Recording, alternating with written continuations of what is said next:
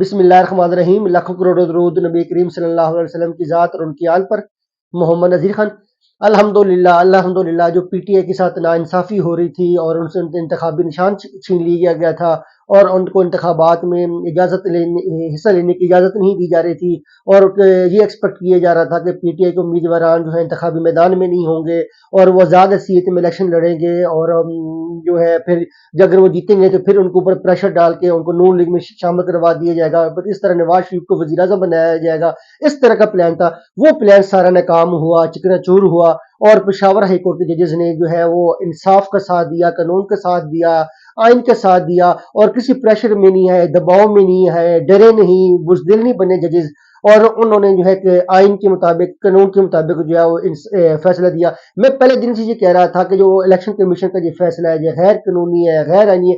جب آپ انتخابی شیڈول اناؤنس کر دیں تو پھر آپ کسی پارٹی کے خلاف کسی قسم کی کوئی کارروائی نہیں کر سکتے. آپ نے جو بھی کارروائی کرنی ہوتی ہے کسی بھی پارٹی کے خلاف وہ الیکشن شیڈول سے پہلے کرنی ہوتی ہے. جب آپ الیکشن شیڈول اناؤنس کر دیتے ہیں تو پھر ہر جماعت جو ہے اس کو حق ملتا ہے کہ وہ انتخابی میدان میں حصہ لے, اپنے امیدواران اتارے, پھر عوام کے اوپر فیصلہ چھوڑ دیا جاتا ہے. یہاں پہ یہ تھا کہ یہاں پہ election commission he P T I کے خلاف ایک پارٹی بن جاتا. اس نے ضد بنا لی تھی کہ کسی صورت میں بھی جو ہے بلے کے نشان بیلٹ پیپر کے اوپر نہیں ہوگا, پی ٹی آئی کے لوگ میدان میں نہیں ہوں گے اور ان کو کسی صورت میں بطور جماعت الیکشن میں حصہ نہیں لینے دیا جائے گا. پھر پشاور ہائی کورٹ میں اس نے فیصلہ چیلنج کیا. پھر آپ دیکھیں شہباز شریف جو ہے اس کی بڑی خطرناک پریس کانفرنس تھی. نون لیگ والے لوگوں کا رونا دھونا شروع ہو گیا کہ یہ زیادتی ہو رہی ہے. ہمیں تو یہ کہا گیا تھا, ہمارے ساتھ جو لندن پلان تھا, جو ڈیل تھی, اس میں تو یہ تھا کہ تحریک انصاف جو ہے وہ بطور جماعت انتخابی میدان میں نہیں ہوگی, بلہ نہیں ہوگا, وہ ان کے امیدواران جو ہے وہ زیادہ حیثیت سے انتخاب میں حصہ لیں گے. تو یہ کیا ہوگا, یہ تو اب واپس آ رہے ہیں, بلے کے نشان مل رہا ہے, ہمارے لیے مشکلات کھڑی ہوں گی, ہمیں کمپین نہیں ہو رہی.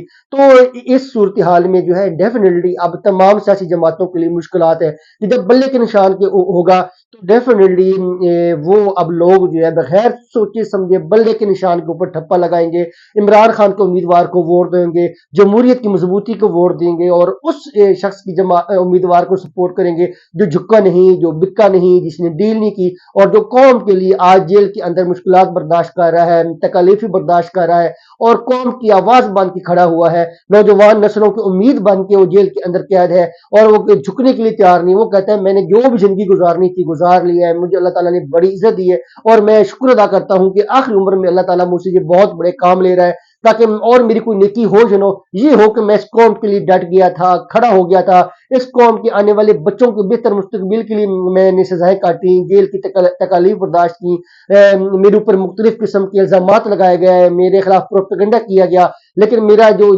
جینا کا مقصد تھا وہ ایک یہ تھا کہ پاکستان کو کسی صورت میں بھی کمزور نہیں ہونے دیا جائے گا اور آنے والی نسلوں کا جو مستقبل ہے وہ کسی صورت میں بھی ایسے شخص کو نہیں دیا جائے گا جو پھر قوم کو اندھیروں میں دھکیلے.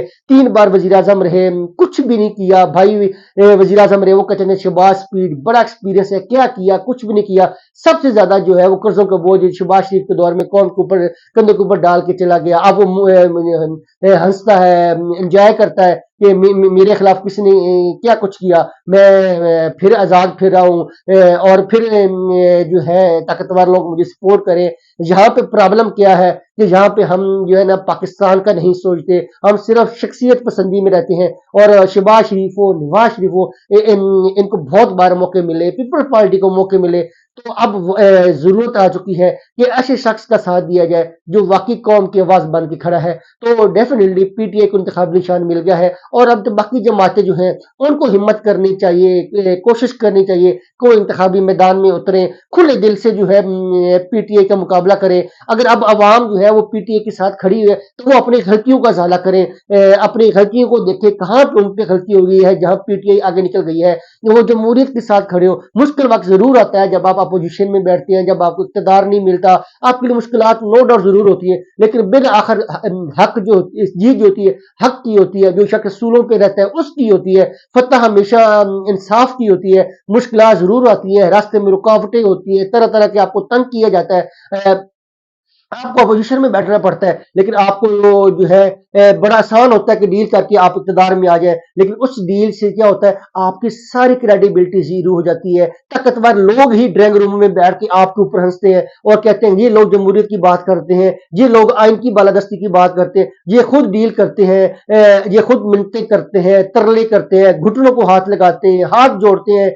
तो ये आके हमें भी लेक्चर देंगे कि आप जो है आइन क्या है, कानून क्या है। जब जो आप खुद डील करके आए होंगे तो फिर आप किसी को की अकाउंटेबिलिटी क्या करेंगे, किसी को क्या इंसाफ का लेक्चर देंगे, किसी को क्या आइन और कानून की बालादस्ती के ऊपर लेक्चर देंगे। फिर तो आप किसी के साथ आंखें मिलाने के भी काबिल नहीं रहेंगे। ये नवाज शरीफ वही लंदन प्लान है, वही कर रहा है, मैं डील करके बैठा हूँ। कहीं आपको उसकी कंपेन नहीं नजर आती, कहीं उसके उम्मीदवार आपको हल्के में नजर नहीं आते, कोई उसको उम्मीदवार किसी से वोट मांगते नजर नहीं आते। सर्वे करवाते हैं तो जेल ही करवाते हैं। वो उनको कहा जाता है कि अपने अपने बंदे भेजें, जो लोग उनके सेक्रेटरीज होते हैं, मैनेजर्स होते हैं उनके उम्मीदवार के, उनको फिर वहां पे हल्के में भेज दिया जाता है कि आप ये नवाज शरीफ के हक में बयानियां बनाएं, उसके हक में बात करें। एंकर जो है वो पेड एंकर भेजे जाते हैं। ये तरह तरह की जो है चीजें हो रही हैं, जेली सर्वे हो रहे हैं, जेली मकबूलियत बनाई जा रही है। सबको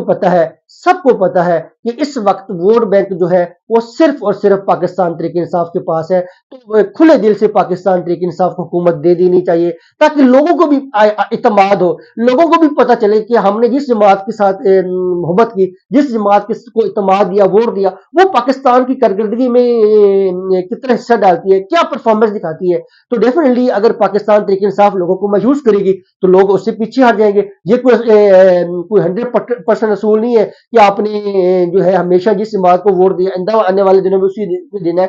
तो लोग ये मौका देना चाहते हैं पाकिस्तान तहरीक इंसाफ को, इमरान खान की कारकर्दगी दिखना चाहते हैं, पीटीआई की कारकर्दगी देखना चाहते हैं, ये पाकिस्तान की तरक्की में क्या किरदार अदा करते हैं, किस तरह लोगों को खुदकुशी से बचाते हैं, किस तरह बेरोजगारी का खात्मा करते हैं, किस तरह नौजवान नस्लों की उम्मीद जो है उनको मध्यम नहीं होने देते, नौजवानों के जो ख्वाब है वो चिकनाचूर नहीं होने देते, नौजवानों को जो है मजबूर नहीं करते वो पाकिस्तान छोड़ के बाहर जाके रुज़्क़ कमाए, जॉब्स करें, अपने प्यारों से दूर हो। तो डेफिनेटली इस वक्त इमरान खान का भी बड़ा इम्तिहान है, तहरीक इंसाफ का भी बड़ा इम्तिहान है कि अगर उनको इक़्तिदार मिलता है तो उनको मेहनत करना पड़ेगी, मुल्क को आईएमएफ से छुटकारा दिलाना पड़ेगा, बैरूनी कर्जों से निजात दिलानी पड़ेगी, और सेहत कार्ड जैसे जो उनके मंसूबे थे इस तरह और मंसूबे लेके आने होंगे, ताकि हर शहरी जो है वो बाइज़्ज़त जिंदगी गुजार सके। पाकिस्तान जिंदाबाद, पाक फौज जिंदाबाद।